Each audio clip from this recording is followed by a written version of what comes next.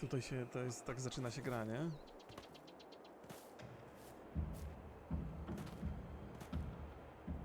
Fajna No, sprawa. co ja tu miałem Fajna sprzedać w sprawka. ogóle? W A miesiącu właśnie, słonecznik i to miód do zdjęcie. sprzedania. Muszę to wrzucić na Instagrama i podpisać, Słonecznik i miód. znaczy przekierować też do Sony. Ej, robimy jeszcze raz? Kurde, chciałbym, serio, to już mówiłem wcześniej, że chciałbym powtórzyć tą akcję. Mój syn jest teraz większy, wiadomo, ja jestem mniejszy, wiadomo, ale fajnie by było, tak przed premierą zrobić coś takiego. Ekstra sprawa. Kto wygra w loterii Cinema City? Para, która No, myślę, że Farminga zagramy. Przyjaciółki, które wierzą Chyba, że w możliwe Raftach chcę zagrać. zakończenia. Ale Farminga ja bym wolał. Razem odkrywać magię ekranu. U nas wygrywa każdy kinoman. Nagrodami są Skoda Karok, bilety do parku wodnego Santago, hulajnogi Xiaomi, roczne abonamenty kinowe Unlimited i wiele więcej. Kup bilet, wejdź na wygrywa-każdy-kinoman.pl i odbierz Nie, Raft jest kooperacją. gwarantowanych nagród od Cinema City. Raft jest kooperacją.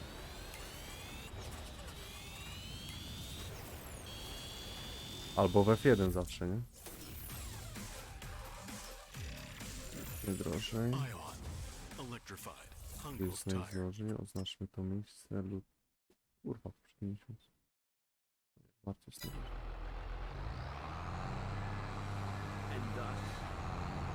Pamiętaj, że w F1 w środa. Środa 21, F1. Zagramy sobie w Gwinta, Wyścig to na się dokładnie torze w nazywa- Hiszpanii. Nie wiem, jak to się nazywa. Krew? Coś z krwią to ma, tak czy inaczej, to niedawno, tam 2 dni temu wyszło. Ma mieszane opinie na Steamie, bo sobie posprawdzałem. Nie pograłem już trochę, tam za 2-3 godzinki, więc ogarnę co jak. Trzeba będę ćwiczyć. dużo narzekał podczas rozgrywki, natomiast uważam, że gra jest totalnie bez sensu. Ja jestem wielkim fanem karcianek takich turowych, czy takich Ej, rogalików bo tu turowych. się włączyło I coś, co podstawowym nie problemem chcę. tego Gwinta jest To obejrzałem. To nie będę, czekaj, teraz tego typową, czy innego. A tego gościa znasz, Luke Stevens? Agent building, you couldn't scratch that and then build up a hyper-modernist thing. It has to be redone in the same style. So the city still feels like this. Like if you ever want to explore something... Po angielsku o gierkach. Też opowiada bardzo podobnie jak ROK. To jego muszę pogłosić, kurwa, bo nie słyszę. Nie słyszę, bo w ogóle też przycisz. I don't know.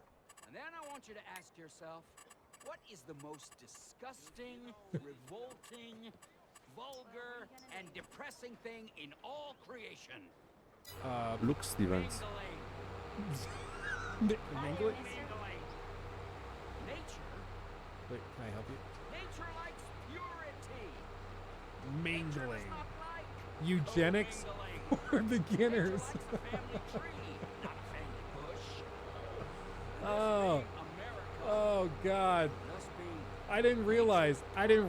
I just like heard him talking. I thought it was gonna be like a religious thing, like, oh, don't like have premarital sex or something.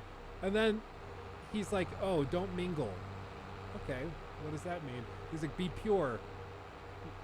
Don't mingle, be pure, whatever. And then eugenics for beginners. Good God. God, man, come on. But I'm not joking. I get so immersed in this game whenever I boot it up to play. I will travel the city. I'll just explore, go hunting, fishing, whatever, just for 2767. fun. Niezła kasa. And when I'm done with that, I will come into the city where they have theaters that you can go to, and I will go see a show. Let's go see one. We walk up, we buy a ticket. This particular theater is pretty cheap. It's only 50 cents. My favorite theater is actually on the other side of town. It's up here, and it's closed, but it's just up here. And it's $2 per show, but it's way, way better. They have like fire eaters and stuff.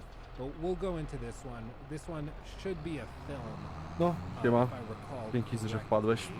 Miło było. And we just Zapraszam jeszcze walk raz in, we ponownie. take a seat, Pozdrawiam, and, papa. let's Danej randki. Let's sit front row. Excuse me, dear. And watch a moving picture.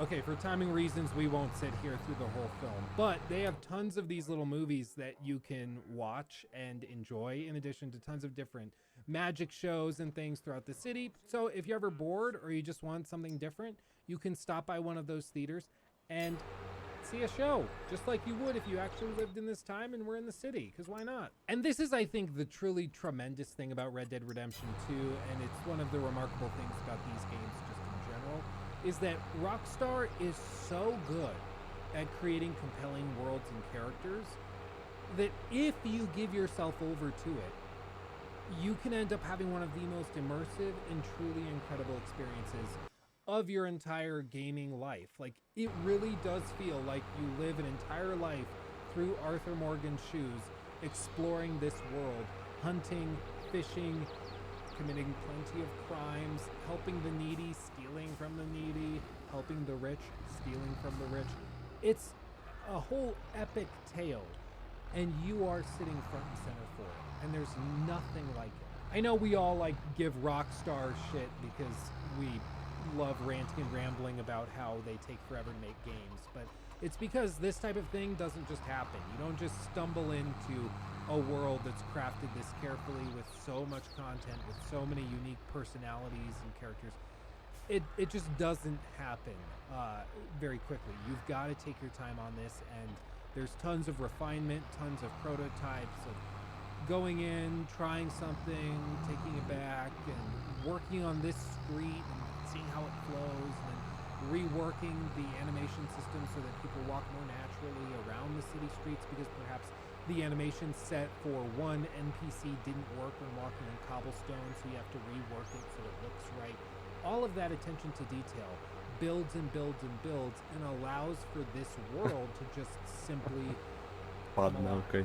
even now, like, again, you can't script this. There's a storm blowing in, and it changes the entire tone of our time with the game because it's so carefully implemented. The lighting changes realistically. You see all the gas lanterns that are on the front of the wealthy people's.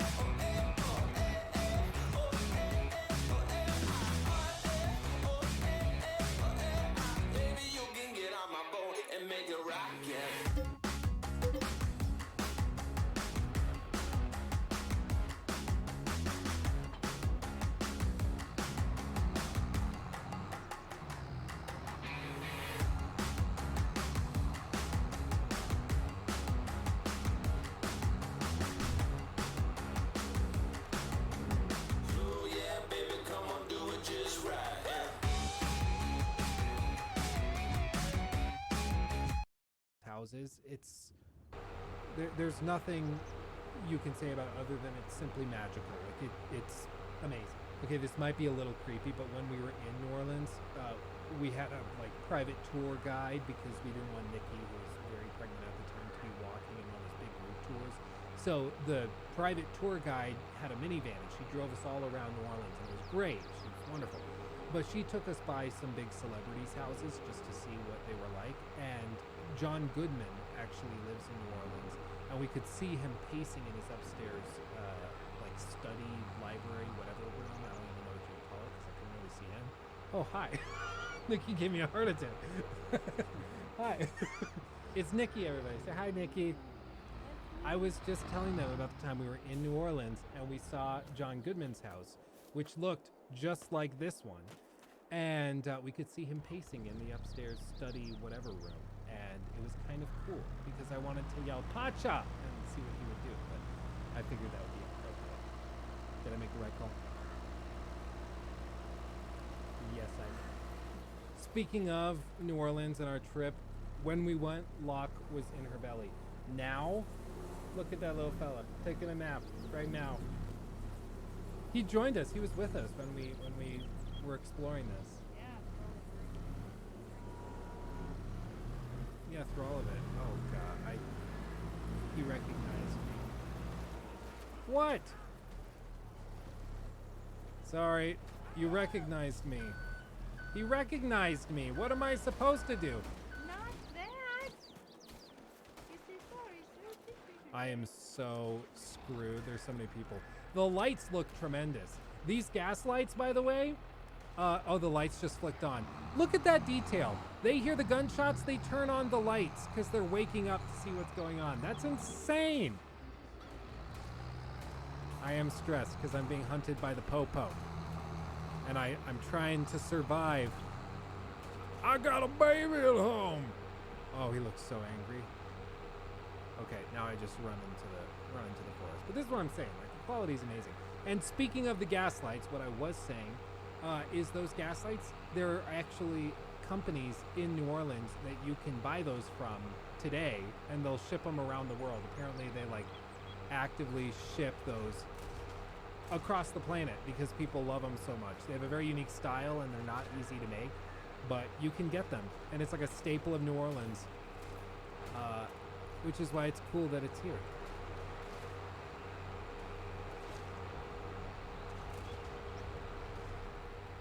I am so screwed. I am so dead.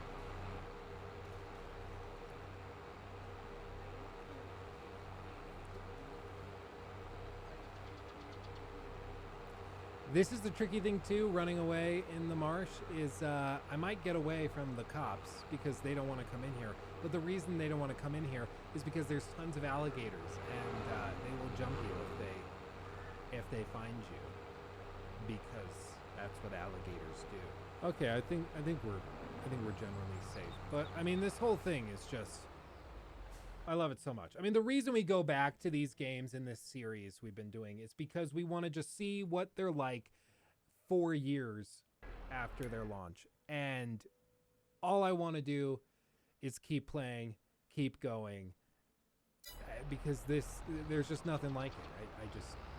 It's utterly amazing. I love it dearly. And I would keep playing, but I think the fact that my wife came probably... She's bored. So we're going to go play The Quarry, which is the new game from Supermassive Games. Supermassive Which is a studio that did like Until Dawn and those games. If you want to see me do a video on that, let me know, because we've been playing it together at night when the baby goes down to sleep. So you dropped your phone on your phone. I'm sorry.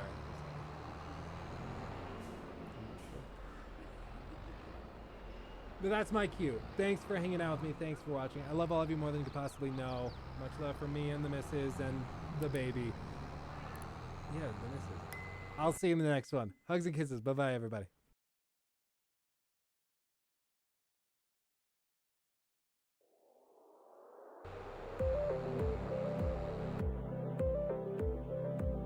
Kingdom Come Deliverance is a really interesting game. It does a lot really well, but still retains much of the janky eccentricities that so many have come to know and love about AA independent studios. Put simply, they set out to create a grounded, realistic, believable medieval RPG, complete with narrative systems, with hardcore combat, and also a world that's designed around one simple premise, and that is that it doesn't treat you any differently than anybody else living in the world. It's a really nice departure from the frustratingly common tropes surrounding fantasy RPGs. So often, when a game hands you a shield and a sword, you would expect to have magic wielded in the other hand. So, to finally get a video game with knights, sword combat, and a captivating story that doesn't rely on magic to fill in the gaps, it's a dream come true for many. Now, I should be clear. I tried to play the game when it launched back on February 13th of 2018.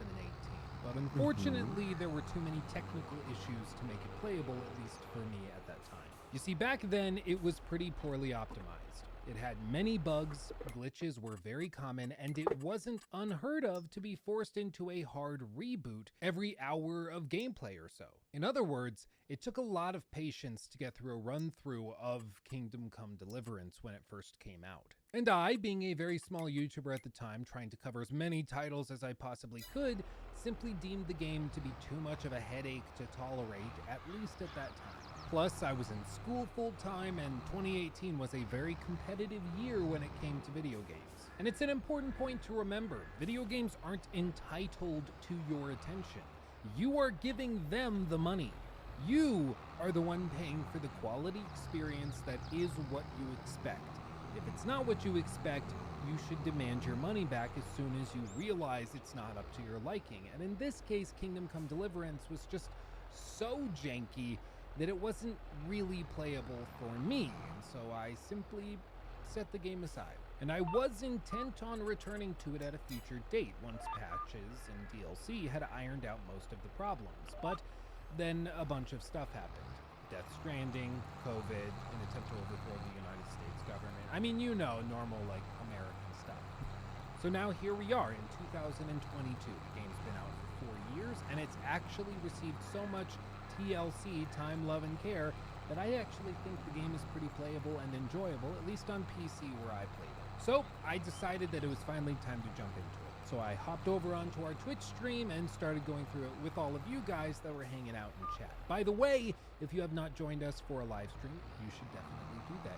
Links in the description box and the link tree underneath the like button. Chances are I'm actually probably live at the very moment that you are watching this video. I'm live a lot. So come by, say hi. I'd love to see you. Now, once I started playing the game, I could immediately see what so many others had been talking about for so long. The game is very immersive. The writing is compelling. The characters are vividly portrayed, and the music is delightful. But even so, there are a lot of problems that will present themselves almost immediately, even after all of the work that they did on the game after it came out. The most obvious point of which would be the combat.